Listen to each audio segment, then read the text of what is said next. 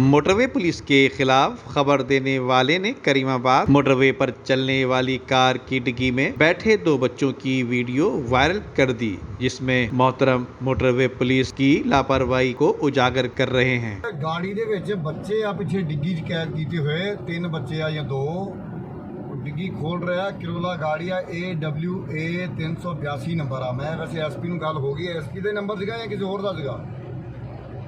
ਉਹ ਹੱਥ ਕੱਢੋ ਬਾਹਰ ਹੱਥ। ਮੈਂ ਤੇਰੇ ਨਾਲ ਵੀਡੀਓ ਸੈਂਡ ਕਰਦਾ ਇਹਦੀ बेहतरीन तरीके ਨਾਲ ਆ ਕੇ ਖਬਰ ਬਣਾ ਦੇ मोटरवे के खिलाफ होवे।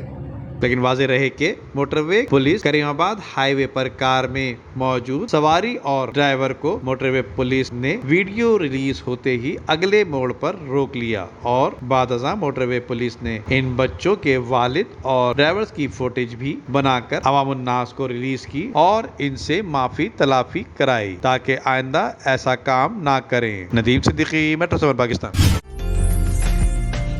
उम्दा में पकाएं और जी भर के खाएं।